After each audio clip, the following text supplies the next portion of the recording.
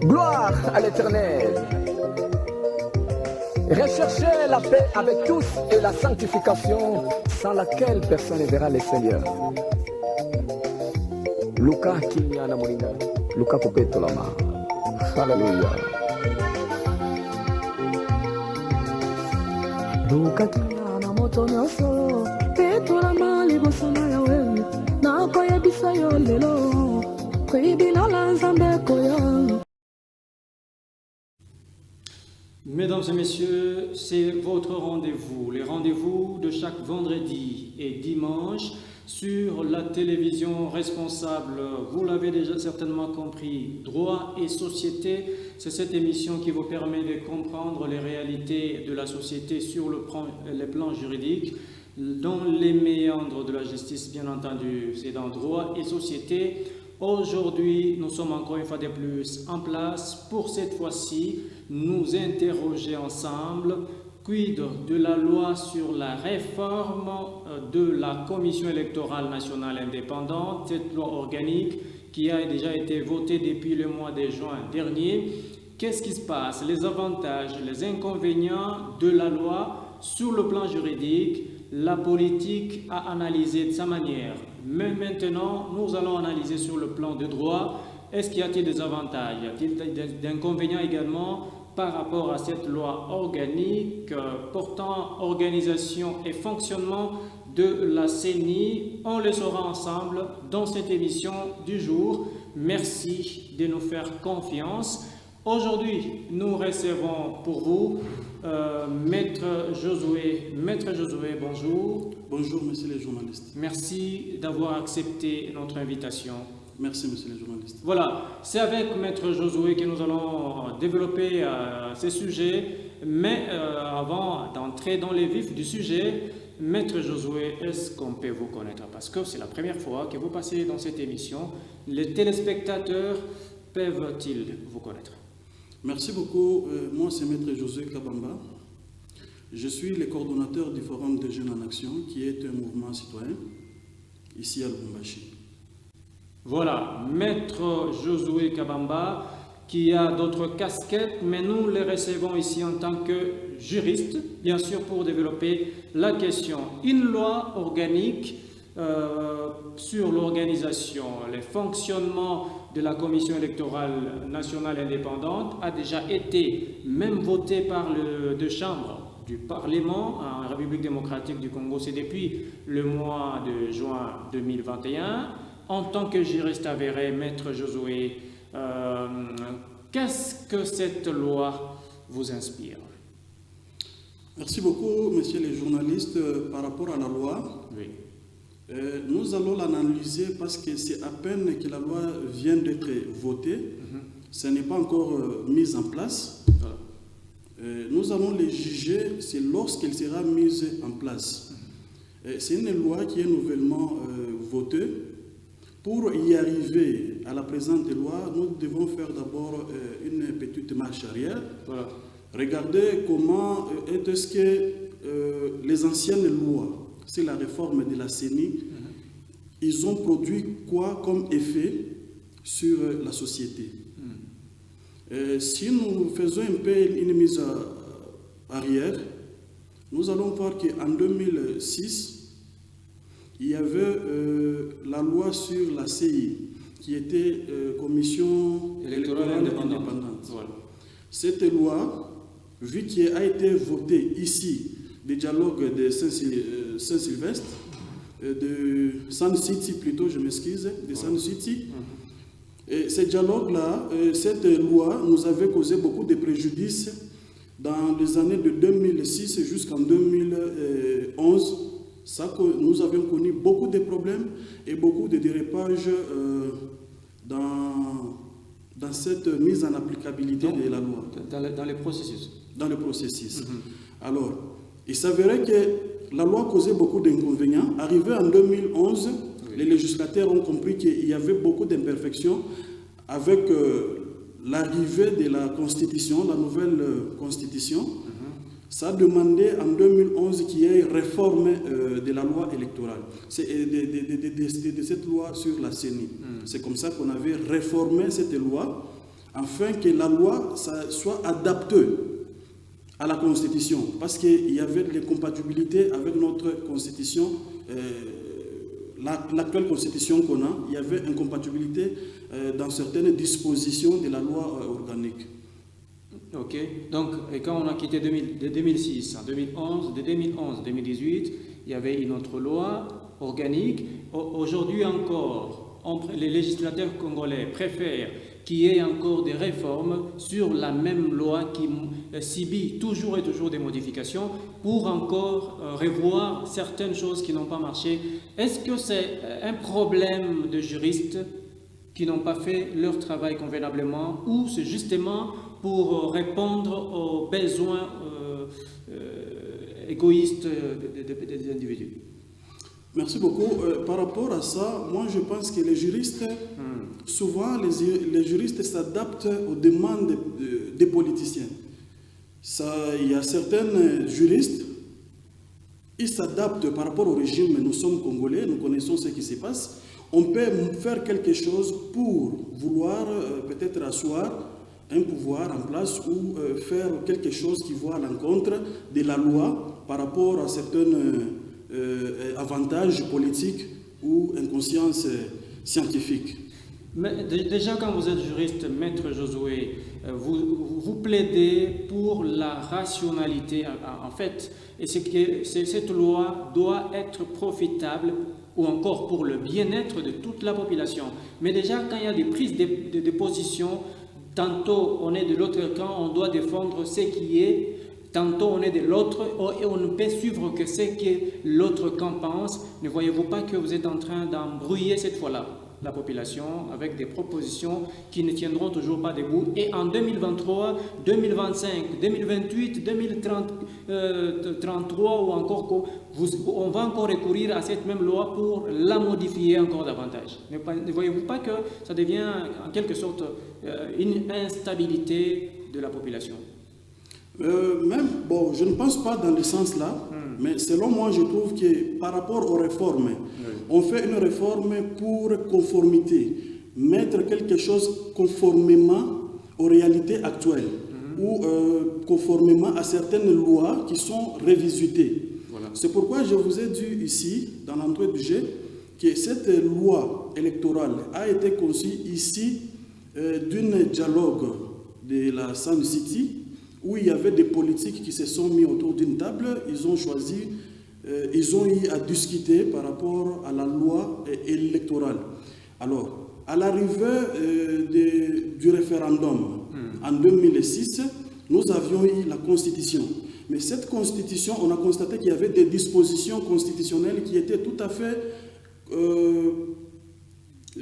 contraires ou différentes de la loi électorale. C'est pourquoi on a demandé qu'il y ait une réforme. Et si vous regardez bien, en 2011, cette réforme précipitée, comme je vous ai dit, c'était une réforme un peu précipitée, ça a créé un peu des bavures ou des erreurs. C'est ce que, quand vous regardez bien, vous verrez que la loi a été réformée, révisitée, mais on n'a pas eu à révisiter le calendrier électoral. Cela veut dire que le calendrier électoral était resté tel que ça a été. Voilà les inconvénients qui sont tombés. Vous avez vu certains gouverneurs doubler même leur mandat. C'est une faute de réforme précipitée. Parce que la réforme a été faite d'une manière là, précipitée, sans toutefois regarder les enjeux ou la réalité politique actuelle. Vraiment. Maître Josué, guide de la loi sur la réforme de la Commission électorale nationale indépendante en République démocratique du Congo, avantages et inconvénients, on débat la question au cours de cette émission. Êtes-vous de ceux-là qui pensent que cette loi organique, la loi en question, sous examen bien entendu, aspire confiance, contrairement à l'ancienne loi, d'après vous?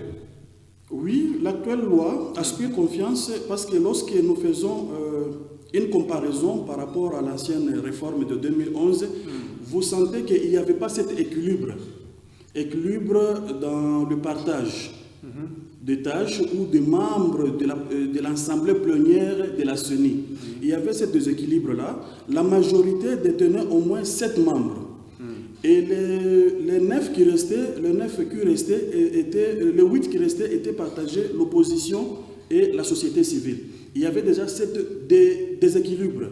Mais avec cette réforme, vous voyez déjà que la majorité elle-même, elle a au moins 6 membres, et l'opposition et la société civile, ils font aussi ils sont composés de 9 membres.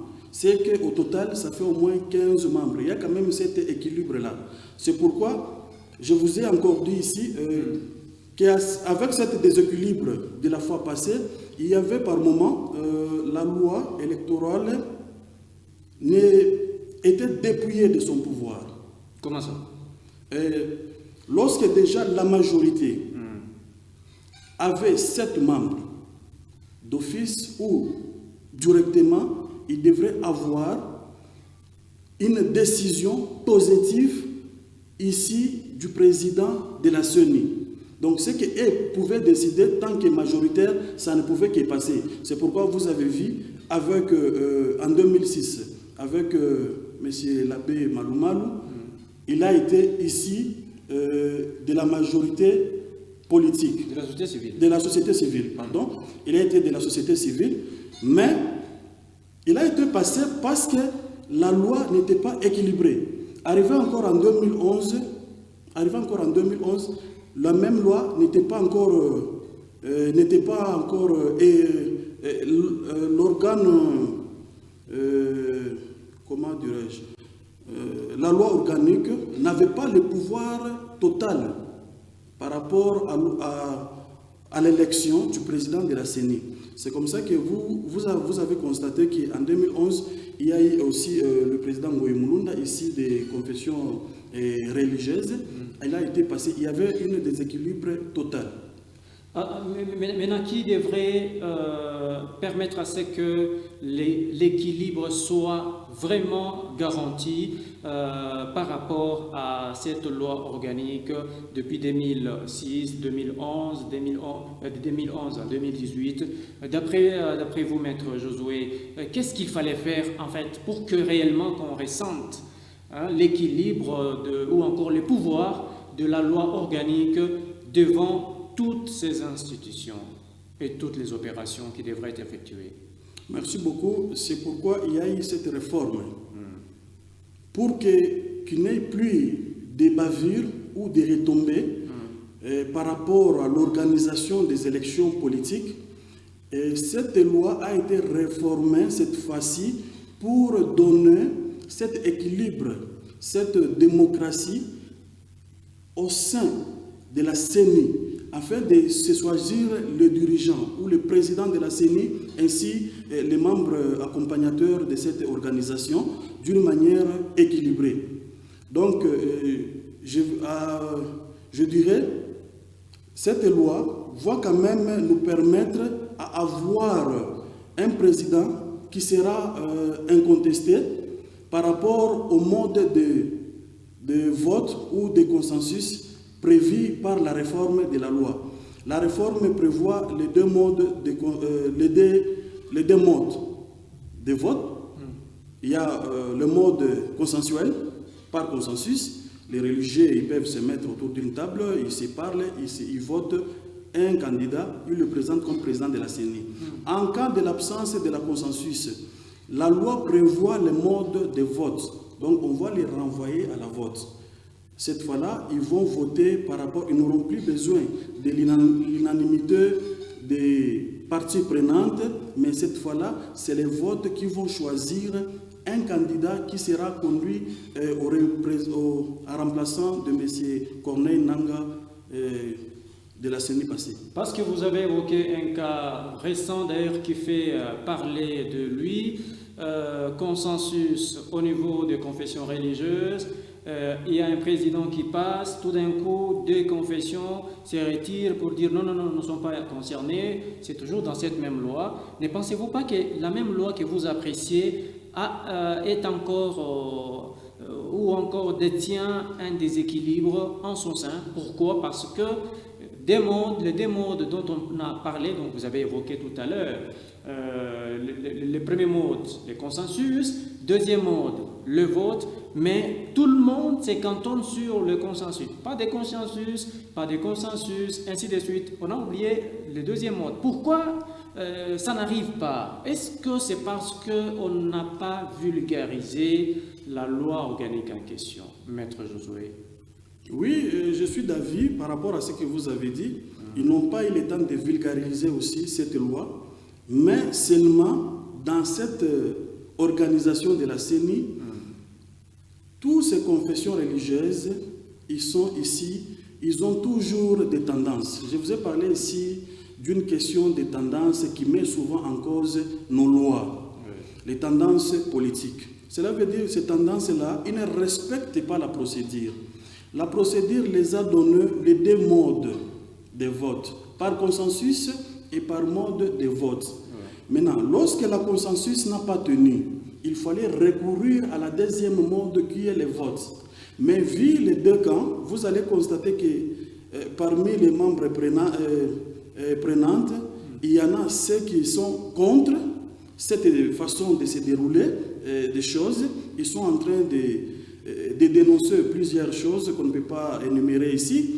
De l'autre côté, ils n'ont pas respecté le mode de vote. Normalement, c'est pourquoi vous avez vu le président de l'Assemblée nationale, il a voulu les renvoyer au deuxième mode qui est le vote en leur donnant un ultimatum de 72 heures, afin qu'ils puissent s'organiser et se mettre quand même en ordre de suivre ce que la loi et la réforme, c'est la loi électorale a déjà prévu comme mode de vote.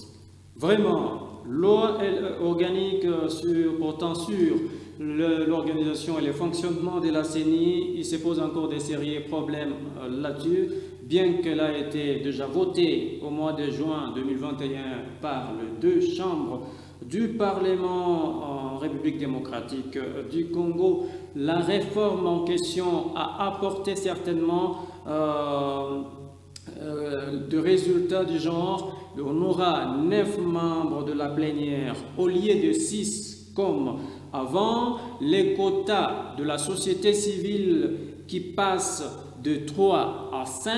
Maître Josué a salué cette innovation. Mais mettre une question qui me vient en tête, ça fait un total bien sûr de 15 personnes. Alors, est-ce une satisfaction ou justement un défi à relever sur le plan de droit? C'est une satisfaction parce que sur le plan équilibrage, il y a déjà de l'équilibre. Du fait seulement de passer de 3 à 5, vous voyez déjà qu'il y a cet équilibre. Maintenant, dire que c'est une satisfaction, oui, mais un peu avec de réserve. Parce que, oui, parce que vous verrez que dans cette satisfaction qui est tout à fait équilibrée, il y a encore des voix qui s'élèvent pour dire que non, voilà, les histoires ne se passent pas comme il se valait. Mais lorsque nous regardons par rapport au quota, nous sentons que cette fois-là, l'équilibrage a été respecté. Et c'est vraiment une très bonne chose pour nous. Donc la bonne volonté est là. La bonne volonté est là et ça nous relève aussi la démocratie. Vraiment. Et puisque vous avez dit que c'est satisfaisant l'élaboration de cette loi organique portant organisation et fonctionnement de la CENI, Maître Josué, qu'est-ce que les téléspectateurs de droit et société peuvent retenir en termes des avantages? Oui. Les avantages qu'incarne la loi organique en question. Oui, dire des avantages, je l'avais dit à l'entrée des jeux, je dis on va les juger lorsqu'il sera mis en application. C'est à ce net moment qu'il va maintenant nous produire les fruits. Jusqu'à présent, la loi n'a pas encore produit ses effets. Les effets sociaux ou politiques, il n'y a pas encore eu... ces effets-là ne sont pas encore produits. Donc on ne peut pas le juger ou bien l'analyser tant que ça n'a pas encore ça n'a pas encore Mais produit ses il y a effets. déjà un problème avec les confessions religieuses. Vous ne voyez pas qu'il y a déjà un problème, une piste de solution qui peut vous orienter pour émettre un point de vue sur si s'agit-il de avantages ou inconvénients, parce que les confessions religieuses n'arrivent pas à se mettre d'accord sur la loi organique et pourtant elles prévoient déjà dans certaines lignes les solutions à donner à la CENI. Oui, dans les confessions religieuses, monsieur le journaliste, vous constaterez qu'il n'y a que des formations religieuses qui sont en train d'alléguer leur mécontentement, qui sont en train d'accuser. Que vous ne partagez pas vous-même, personnellement. Je ne pense pas. D'accord. Alors, ils sont en train d'accuser que non, et voilà, il y a eu la corruption. Ça, on peut dire que ce sont des mécontentements. Oui. Ce sont des mécontentements de l'organisation de la CENI. C'est à leur niveau de s'organiser. Il y a ces mécontentements-là, parce que tous ces gens-là, ils viennent de la société. Ils ont leur positionnement politique. C'est pourquoi vous les voyez en train de s'accuser, de faire. Mais sur le plan des droits, cette procédure, elle est respectée, elle est équilibrée et ça mérite quand même de souhaiter déjà une bonne voie à cette réforme qui va nous donner... Plein succès à la réforme, déjà vous le dites. Maître Josué, vous êtes juriste. On parle dans cette émission Droit et Société de la loi organique portant organisation et fonctionnement de la CENI. Quel est l'apport, vous en tant que tel, l'apport du juriste, bien sûr, dans l'élaboration, la mise en place de cette loi organique en RDC? Oui. Avez-vous joué un bon rôle ou bien vous avez encore davantage enterré en fait l'espoir de Congolais? Non, le rôle de juriste a été bien joué, très bien joué même, parce que cette réforme, elle est vraiment équilibrée. Il y a que des petits mécontentements au sein de l'organisation. Vous savez, là où il y a des humains, il ne manque pas des soupçons. Ils peuvent toutefois se soupçonner, mais le travail des juristes a été très bien fait. Très, très bien. Le travail fait convenablement, ça réjouit le maître Josué. Je ne sais pas moi si cela est partagé par d'autres juristes comme lui, d'autres avocats et défenseurs judiciaires. Maître Josué, qu'est-ce que nous n'avons pas dit dans cette émission du jour et que vous vouliez ajouter sur la question de la loi organique portant sur l'organisation et le fonctionnement de la CENI? Oui, par rapport à la loi, à la réforme de cette loi, oui. Moi, en tant que juriste, à mon regard, j'ai vu qu'il n'y a aucun inconvénient. Toutes les dispositions ont été respectées. Je demande seulement aux parties prenantes de se mettre d'accord, de mettre leurs différences à côté et regarder l'intérêt général qui est l'intérêt supérieur de la nation, regarder l'avenir du pays. Parce que lorsque vous regardez, même vous-même en tant que juriste et en tant que journaliste, oui. Vous regardez cette loi, vous verrez qu'il y a quand même cet équilibre par rapport ou comparativement à d'autres lois qui sont passées précédemment. Oui. Vraiment, Droit et Société, c'est sur votre chaîne, la télévision responsable. Quid de la loi sur la réforme de la CENI, avantages et inconvénients. Nous recevions pour vous Maître Josué Kabamba. Maître, en conclusion, nous retenons finalement quoi? Du côté inconvénient, moi je rejetterai cet inconvénient de mécontentement chez les politiques. Okay. Quant aux juristes, ils ont eu à faire très bien leur travail et c'est un travail alloué.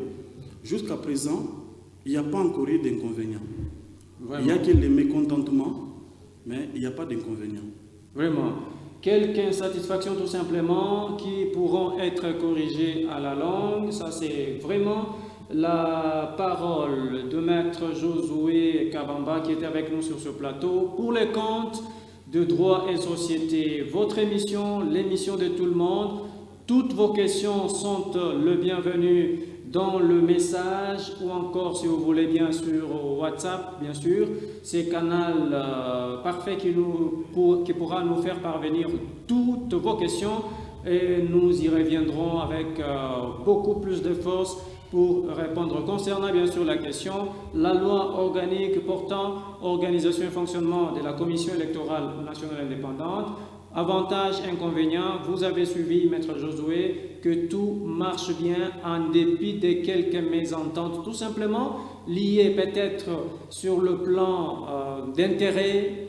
Chacun au moins a son obédience, sa tendance, alors il veut défendre son côté pourvu que ça marche, car si ça marchait, alors lui aussi pourra se retrouver selon les dires de tout le monde. Hein. Oui, ça, c'est un langage politique. Un langage si ça passe, moi aussi, je vais me retrouver facilement. Effectivement. Voilà. Mesdames et messieurs, ça sera ainsi la fin de cette émission.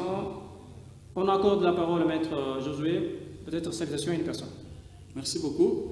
Je salue tous les téléspectateurs de la RTV. Voilà. Merci. Merci beaucoup. Vous avez été à l'honneur ce jour d'être servi par nous et accompagné bien sûr de Maître Josué Kabamba. Le prochain rendez-vous sera pour le vendredi prochain, mais n'oubliez jamais la rediffusion de l'émission chaque dimanche à 8h, tôt le matin, pour vous permettre bien sûr de rafraîchir vos mémoires et comprendre c'est quoi les droits. Ibi societas, ibi ius, je l'ai toujours dit, il n'y a pas de société sans droit. A tout de suite.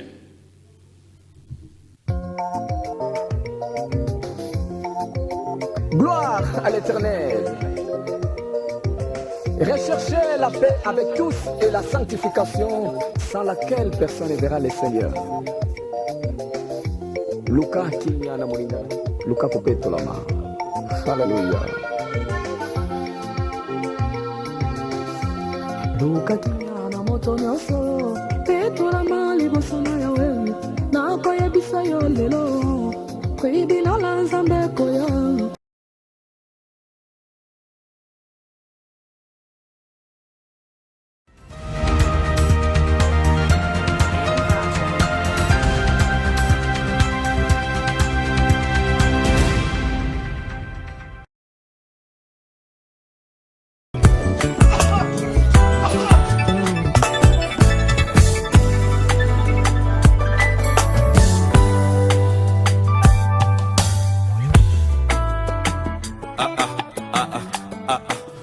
Bonjour, peuple de Dieu, nous vous saluons, vous qui nous suivez en ce moment, que le Seigneur vous bénisse.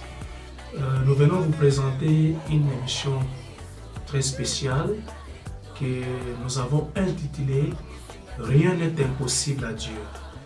Moi, c'est votre serviteur, le pasteur Léon Kanda. Je suis pasteur de la bergerie du Bel-Air MedCVV. Une émission qui va créer le miracle. Une émission qui va créer la foi. Une émission qui va bénir plusieurs. Nous sommes convaincus que tout celui qui va suivre cette émission, tout celui qui sera fidèle à cette émission, sa vie changera. Suivrez cette émission. Vous qui suivrez cette émission, je vous dis, le Seigneur vous accordera sa grâce. Ça vous demande quoi de croire? Ça vous demande quoi d'accepter? Acceptez. Croyez au miracle. C'est possible que les choses changent dans votre vie. C'est possible que vous ayez une nouvelle identité. C'est possible que votre histoire change. Alors bien aimés, nous vous invitons à suivre cette émission chaque samedi à partir de 16h sur la RTV.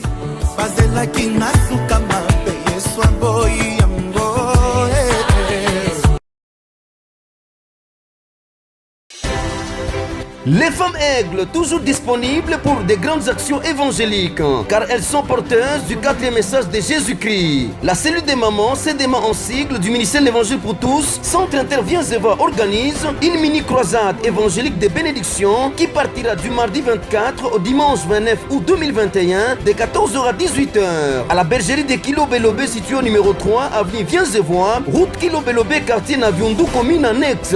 Sous le thème, sois prête car j'entends un bruit qui annonce ta bénédiction. Avec les oratrices puissantes ci-après. Le pasteur Christine Messon, maman Mélanie Malaba et l'évêque Marie-Antoinette Lambalamba, hôte de la mini-croisade. Eh, ba mama, badada, mukuye wengi tuombe pamoja, juu ya baraka ya manyumba yetu. Très chère maman, venez et prions ensemble pour nos enfants et nos foyers, car les jours sont mauvais, rachetons les temps. Invitation cordiale à toutes les mamans.